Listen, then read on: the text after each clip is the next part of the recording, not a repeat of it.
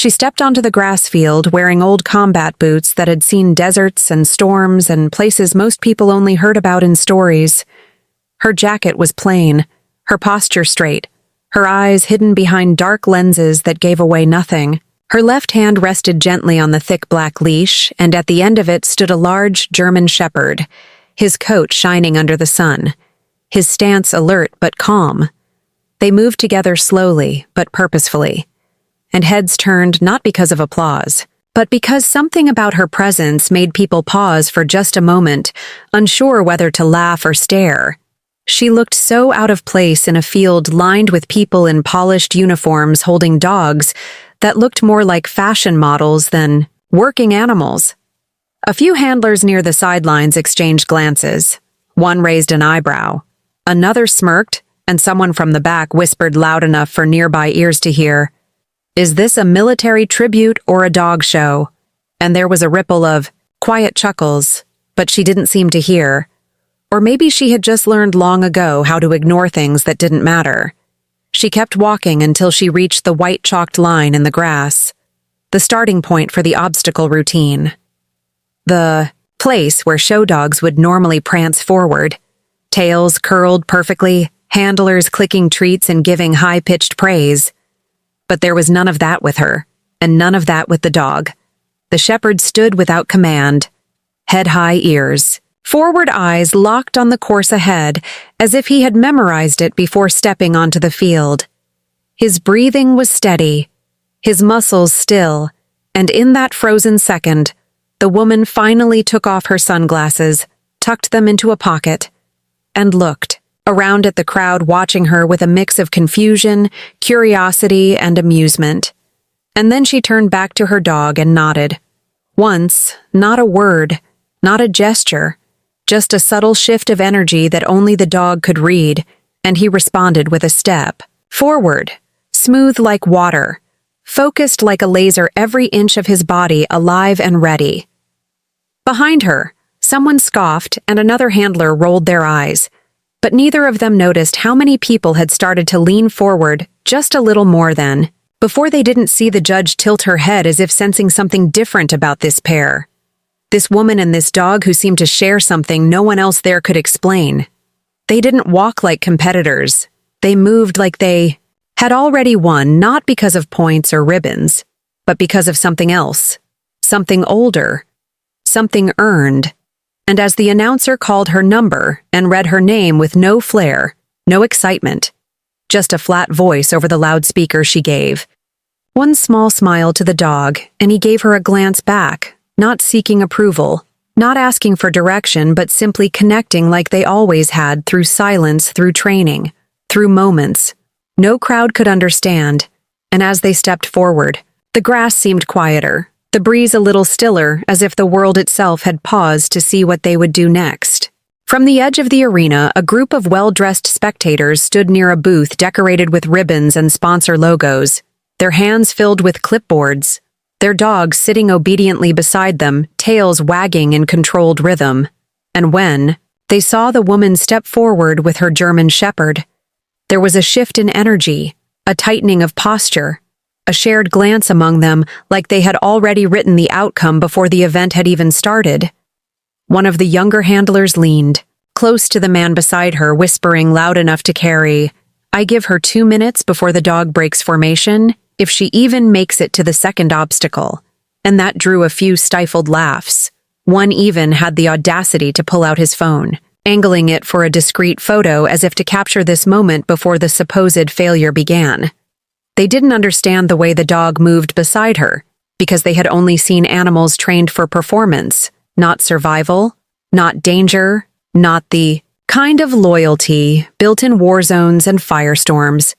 The shepherd didn't twitch or flinch or break eye contact with the field ahead, and she never once tugged the leash or raised her voice. There was no treat bag at her side, no clicker in her palm, no string of rehearsed encouragements. Just presence. Just poise. Just that same calm intensity that made people uneasy because they couldn't define it or explain it. The murmurs grew louder as she reached the first marker, a set of hurdles designed to test speed and agility. and a man near the front called out to no one in particular, "This is going to be good," and not in a kind way, not in a way that wished her well, but in that smug way people speak when they expect entertainment at someone else's expense. But the moment her hand made the smallest gesture, a barely visible tilt of her fingers, the German shepherd leapt forward, his body slicing through the air with elegance and force, landing with surgical precision, clearing each hurdle, with equal parts power and control. And suddenly the crowd was quieter. Not silent yet, but quieter. Some laughter stopped mid-breath. Some postures straightened as if realizing they might have misjudged what they were watching. By the time the dog cleared the final jump and returned to her side without panting, without even glancing at the crowd, the judges leaned in closer, one of them scribbling fast notes on her pad, another pressing a button on a stopwatch with a raised eyebrow. Like he wasn't sure the timing was even real. The mocking voices had gone still, replaced by a curious tension that made people shift their weight, fold, their arms squint toward the ring like they had to look again to make sure they saw what they thought. They saw, and the woman just gave her dog a soft nod once more. Never speaking, never smiling, never showing the slightest need for attention. And together, they turned toward the next station, already moving, already ready for whatever came next. No one had expected the second station to matter. Most barely noticed it on the program. A routine set of weaves cones placed in a tight winding line meant to test flexibility and focus. But now people leaned forward, waiting, watching, wondering what she and the dog would do next because something had changed. Something had shifted, and it was no longer about mocking or spectacle. It was about curiosity, and the kind that builds quietly, the kind that makes you forget to speak because you do not want to miss a single movement. She raised her right hand slightly, and the dog responded before the gesture was complete, slipping into a graceful side trot, his paws landing in perfect rhythm, threading through the cones with such fluidity that it looked like he was dancing. Like the cones weren't even obstacles, but part of a pattern he had memorized in a past life. People started to murmur, not in mockery this time, but in awe, a low hum of surprise and admiration passing between strangers, on the sidelines as they nudged each other and exchanged glances that asked the same question, how was he doing that? He never broke stride, never looked away from her, even as he moved backward, sideways forward again, reacting not to commands, but to presence, to trust, to history they had written together somewhere far from this polished field. And she didn't flinch, didn't overcorrect, didn't praise, just kept walking at the same steady pace as if they were patrolling a perimeter. And this was just another mission. Just another day in Sync 1 of the younger judges leaned closer to the edge of her seat, her pen hanging in the air forgotten while a handler near the edge of the arena muttered under his breath, "Unbelievable," and a small boy near the front stood up on the bench clutching his program like a flag eyes wide as if watching his favorite hero step out of a storybook. The shepherd finished the weave without a single misstep, then returned to heel position so cleanly that even the dogs in the nearby holding area stirred as if aware something unusual was unfolding, and she gave him nothing more than a glance, and they moved again toward the next stage, not pausing, not soaking in the crowd, not needing applause because this was never about proving anything. It was about something deeper, something harder to define. Behind her the laughter was gone, replaced by the sound of shuffling feet, cameras clicking, pens scratching faster across score sheets, and a kind of silence. That meant the crowd had stopped doubting and started watching, and even those who had dismissed her now found themselves holding their breath. A breeze moved through the field, but she didn't notice, and neither did the dog, their focus absolute, as if the world had faded to a narrow tunnel leading only forward obstacle to obstacle, memory to instinct, heartbeat to heartbeat. And somewhere in that tunnel they found each other again like they always had, where trust was stronger than commands, and love was quieter than words. The fourth stage was a high platform 1 meter off the ground, a narrow wooden beam stretching across the center with ramps leading up and down meant to test balance and confidence. And more than one dog had slipped or panicked here, even the well-trained ones, even the favorites. But she did not slow as she approached it, and the dog matched her pace. His body low and ready, his eyes scanning every surface before stepping forward with quiet certainty. Like this was no challenge at all. Like this was just another ruined rooftop or broken bridge he had crossed long before the days of applause and scorecards. The crowd stayed silent now, not out of boredom, not from doubt, but from something closer to reverence, as if noise would break the spell, as if one wrong cheer might shake the air too hard and cause him to falter, but he never did. His paws touched the ramp with precision, no hesitation in the way he climbed, no fear in the way he reached the top and began to move across the beam as if he were floating on water. Her steps were timed to his, but distant, letting him lead, letting him show that he did not need to be pulled or guided or reminded. Only trusted children in the front row clutched their parents' sleeves while camera lenses zoomed and clicked, trying to capture what eyes could barely process, because it was not just skill they were watching. It was partnership. It was discipline forged in real stakes, not ribbons, not points, not applause. And though the woman's face remained unreadable, there was something soft in her shoulders, something that spoke of pride, not for show, not for others, but private and quiet and earned. He reached the end of the beam and paused just before the descent, and for the first time, she gave a small signal, barely more than a flicker, and he responded by lowering himself, easing down with caution. But never fear, each step measured, each paw placed with care, as if carrying weight beyond his own, as if remembering what it meant to carry others to safety. A murmur rippled through the stands, someone whispering that they had never seen such calm, such control, such connection. And another voice somewhere in the back said softly, "She trained him for war." And suddenly the silence felt heavier. Not sad, but respectful, as if the crowd had just begun to understand what they were witnessing. And it was no longer a performance. It was something else. Something sacred as they stepped off the final ramp and onto level ground again. The dog returned to her side as if drawn there by gravity, as if that spot was home. And the announcer cleared his throat but did not speak. The microphone buzzing with a pause, long enough to feel like a moment of silence. And still, she said nothing, offered no smile, made no show of triumph. She simply walked with him to the next marker as steady as ever, while the air behind her filled with something unspoken and undeniable. The fifth station was a mock search and rescue drill, a small fenced area scattered with barrels, crates, and overturned tables, some of them hiding objects meant to simulate lost items, others meant to distract decoys placed to confuse or delay most. Dogs hesitated here, sniffing everything, circling, looking for cues from their handlers.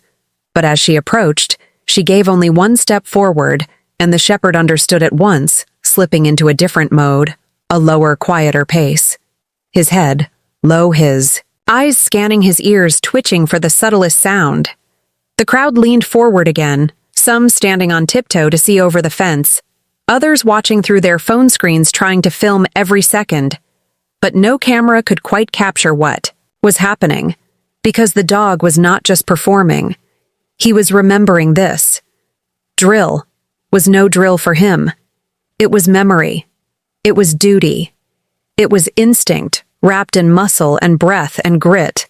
And he moved through the clutter with elegance that looked effortless but came from years of repetition. Not on show fields, but in ruined towns and burnt roads.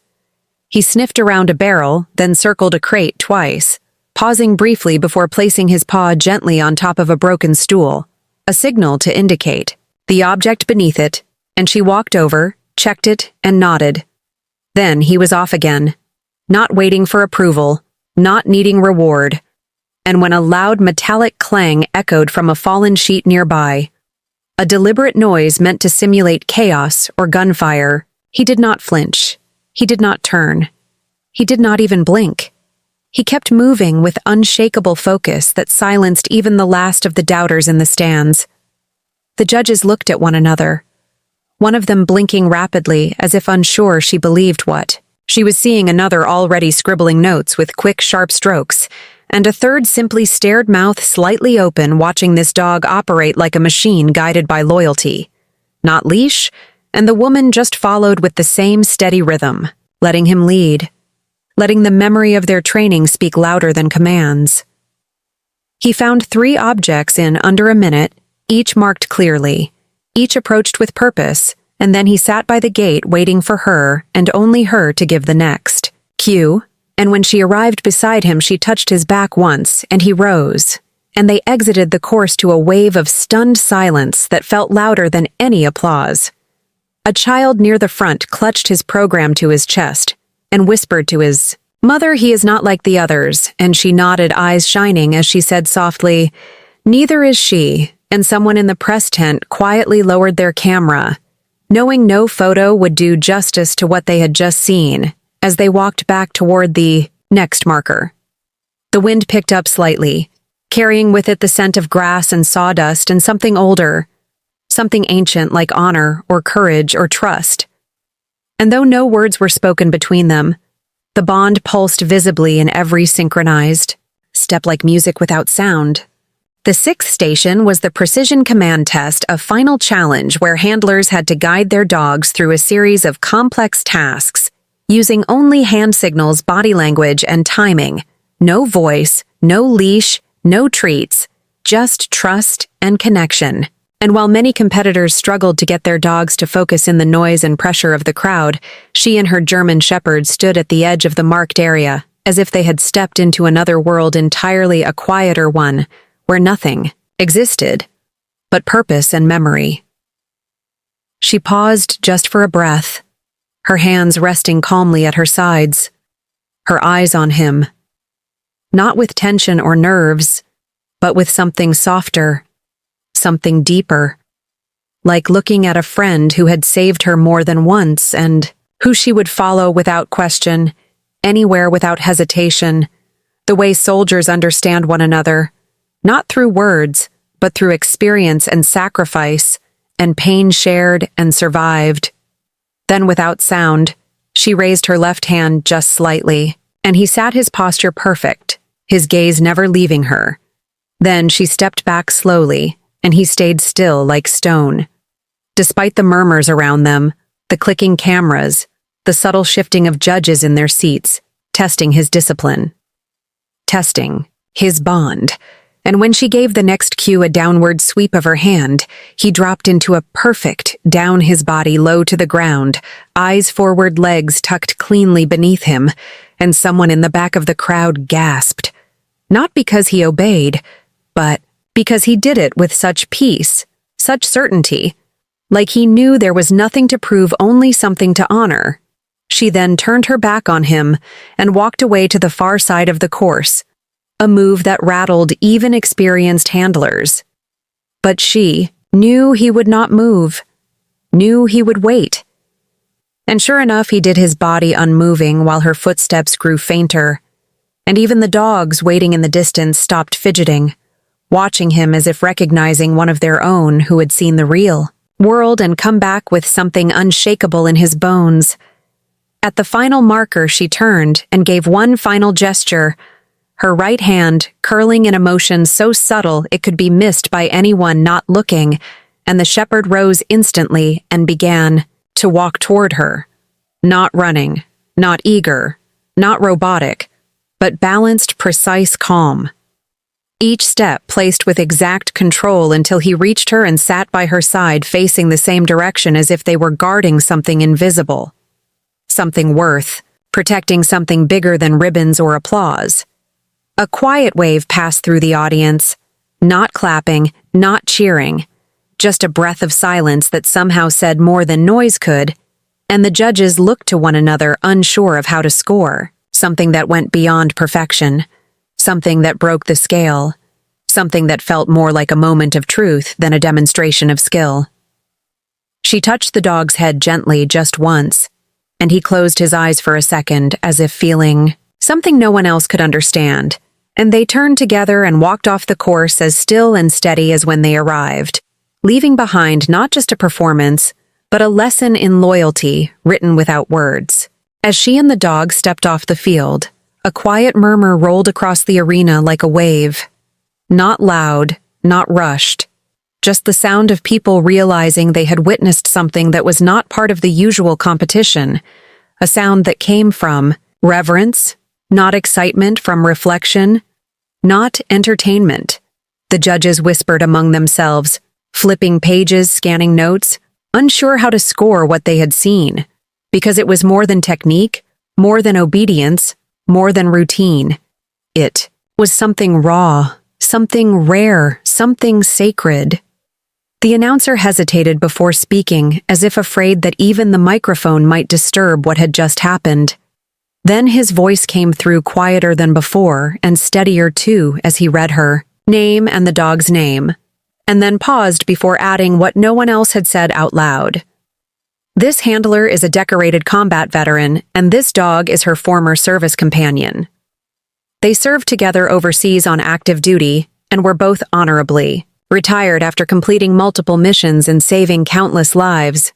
A hush fell over the crowd, and not the awkward silence of confusion or the quiet of disinterest, but the deep stillness that fills a space when people begin to understand what they failed to see at first: the truth behind the plain jacket, the scar above her eyebrow, the small medals pinned discreetly to her belt loop, the way she never smiled for the cameras, the way the dog moved like a soldier, like a shadow, like something that had walked through fire and come back whole. Some of the handlers who had once laughed now stood with arms crossed, but their faces were different, their expressions softer, their eyes lowered, and among them, one young man clapped once, then again, until others followed, not in roaring applause but in a slow, steady rhythm that matched the tone of what had just taken place. She did not look toward the stands, did not raise her hand or bow or wave. She simply stood by her dog, who sat calmly beside her, his eyes scanning not for fans or praise but for her next move, because that was all he ever needed. The crowd did not define his purpose. The applause did not feed his spirit. Only her presence, only her calm, only her belief in him ever had, and ever would. One of the judges stepped forward, holding a ribbon in her hand. But when she reached them, she hesitated, not out of doubt, but out of respect. And then she simply handed it over without a speech, and with a quiet nod, and the woman took it, without ceremony, tucking it away like it meant something only to her. Something private. Something earned through years of struggle and trust. And then, as if on cue, the dog stood and they turned to leave together.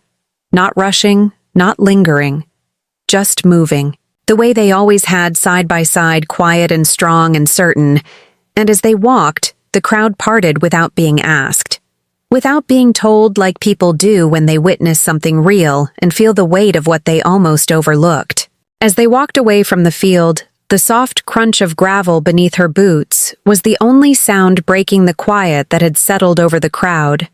And though cameras kept clicking, no one moved to call her back or ask for an autograph or try to capture a staged moment, because what they had witnessed was not a show. It was real and raw and honest, like the dust clinging to her jacket, like the scars she hid beneath the fabric, and the dog at her side moved with the same steady rhythm, a silent partner, a guardian who had carried burdens too heavy for most to understand, and now shared in a moment too big for applause. The tents and banners that had once seemed bright and bustling now felt like part of a different world, a world where success was measured in ribbons and smiles and the perfect stance. But she had never come for that, and neither had the shepherd. He had saved lives in places where no one watched and no one cheered, and today he reminded everyone that honor was quieter and fiercer than celebration. Behind her, the crowd began to disperse slowly, murmuring to themselves about what they had just seen. Some eyes wet with tears, some faces tight with new respect, some whispering stories about the woman they had judged so harshly only hours before, and the dog they had underestimated as nothing more than a show animal. But now those stories would change, because truth had a way of breaking through the noise and settling deep. She paused briefly by a weathered bench far from the spotlight and crouched down, letting the dog lean into her touch. the rough pads of his paws warmed by the afternoon sun, the soft fur beneath her fingers a reminder that beneath every title, beneath every expectation was a bond, forged in silence and sacrifice and love that did not need words to speak its truth. Her eyes scanned the horizon, not looking for applause, but for peace, not for praise, but for a place where she and her dog could rest, knowing they had done what they came to do, knowing that in a world quick to judge and slow to understand, they had shown something stronger than any ribbon, something deeper than any trophy, something that could not be measured by scores or cheers, but only by the quiet strength that lives in those who have faced the hardest battles and come home whole. And as the sun began to dip low, casting long shadows across the grass, the woman stood and took a deep breath, and with one last glance at the empty field, she turned toward the road where the sky stretched wide and open, and her German shepherd walked beside her, loyal, steady as ever, ready for whatever came next.